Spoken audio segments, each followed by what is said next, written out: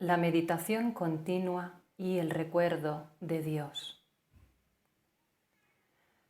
Si bien se aconseja la práctica de la meditación o de la contemplación durante ciertos momentos del día, el resto del tiempo puede ser empleado en evitar que la mente vague errática presa de sus ensoñaciones. Algunos maestros espirituales recomiendan ocupar la mente en la recitación lo más constante posible de una frase para propiciar el recogimiento continuo. Desde los primeros siglos del cristianismo han existido diversas fórmulas breves de oración para facilitar la recordación continua. Casiano recomendaba: «Oh Dios, ven en mi ayuda, Señor, apúrate en socorrerme». La más antigua y común es: «Señor, ten piedad de mí». O también: «Oh Dios, ten compasión de mí, que soy pecador», cuyo origen se hacía retrotraer nada más y nada menos que al propio Adán, que se siente vuelto hacia el oriente como antiguamente Adán, y que medite así: Adán en su tiempo se sentó y lloró frente a las delicias del paraíso. Con sus manos se golpeaba el rostro y decía: «Oh misericordioso, ten piedad de mí, que he caído». Pedro Damasceno, Filocalía, volumen 3. Con ello, la mente va perdiendo paulatinamente el hábito de apropiarse de los pensamientos. Así, al alejarse de los pensamientos, también se irá perdiendo progresivamente el interés por los objetos pensados. Ese es el camino del desapego.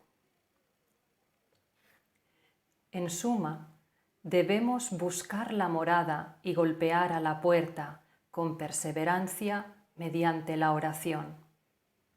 Filocalía, volumen 1, Marcos el Asceta, 225.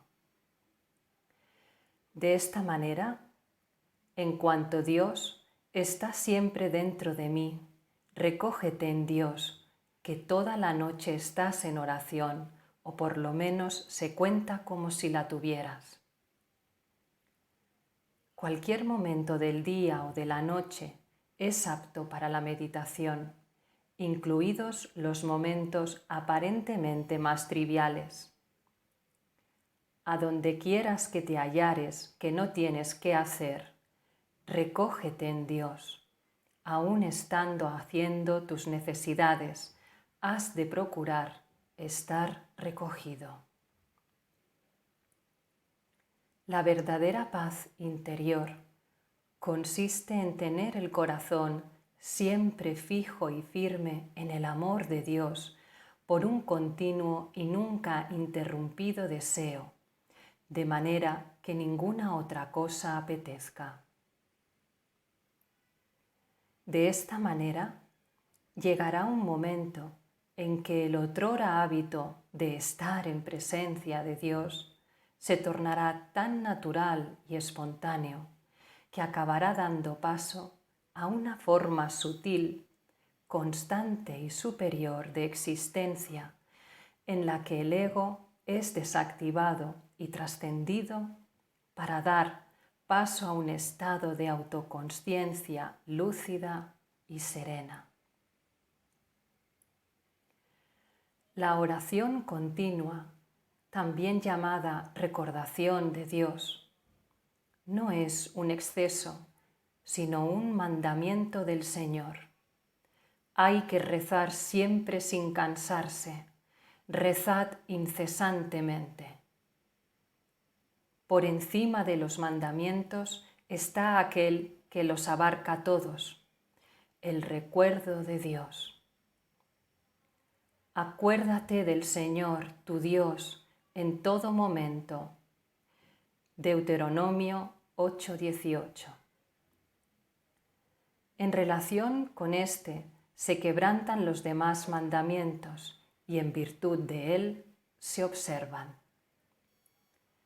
El olvido originario destruyó el recuerdo de Dios, ofuscando los mandamientos y descubriendo la desnudez del hombre. San Gregorio del Sinaí, capítulos 17.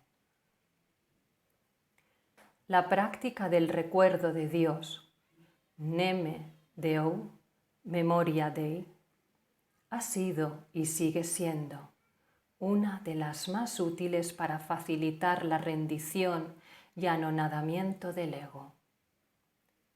Cuando cerramos todas sus salidas con el recuerdo de Dios, el intelecto exige absolutamente de nosotros una obra que satisfaga su necesidad de actividad.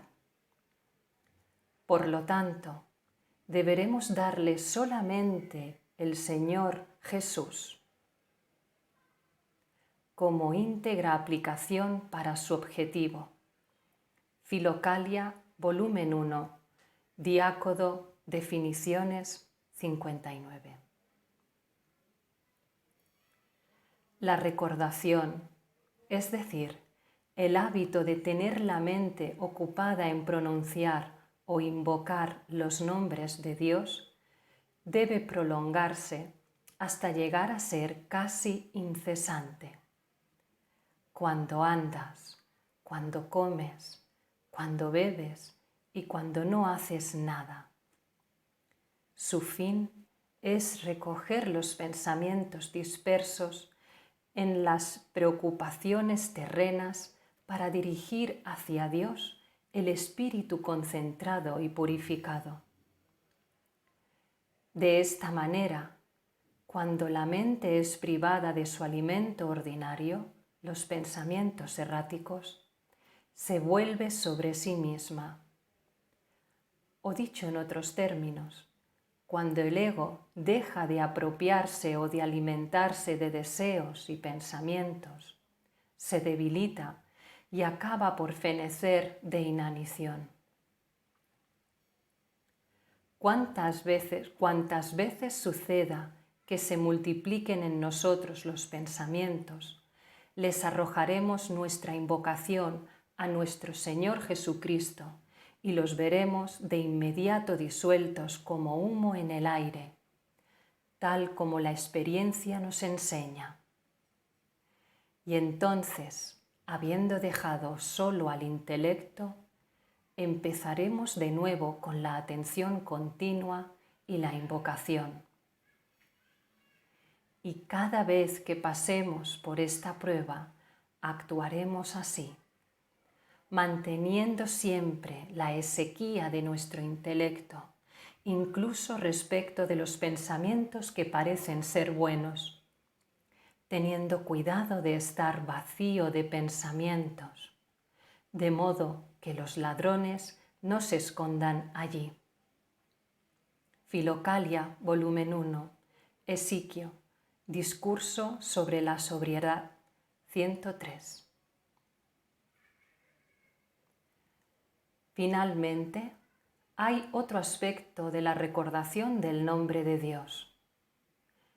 Cuando un judío pronuncia el sagrado nombre de Yahvé, sabe que dicho nombre deriva de la tercera persona del singular del verbo ser, es decir, está diciendo el que es.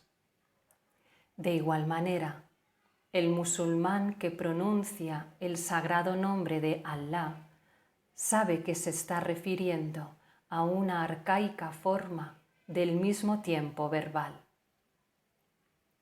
Ahora bien, esa forma verbal del sagrado nombre de Dios no deja de ser una manera respetuosa y piadosa de evitar mencionar el nombre que Dios, tal y como Él mismo se define a sí mismo en primera persona del presente indicativo del verbo ser. Yo soy quien yo soy. Siendo el sagrado nombre de Dios yo soy. El devoto debe dirigirse hacia él como el que es. Sin embargo, desde el punto de vista de la oración o recordación de su sagrado nombre, es más correcto emplear yo soy.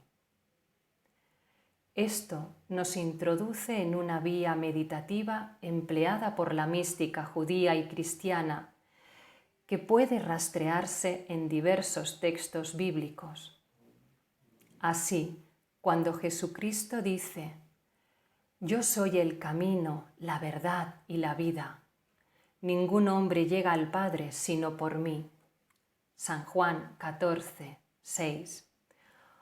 O insiste en que antes de Abraham fuera yo soy, San Juan 8:58, se está refiriendo al sagrado nombre de Dios, pues no dice antes de que Abraham fuera yo era, sino antes de que Abraham fuera yo soy.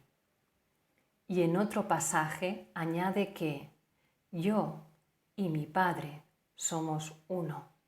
San Juan 10:30, dando a entender que Él es De ahí yo que soy. Cuando diga que yo soy el camino, la verdad y la vida, ningún hombre llega al Padre sino por mí, San Juan 14:6, pueda interpretarse que yo soy es el camino, la verdad y la vida.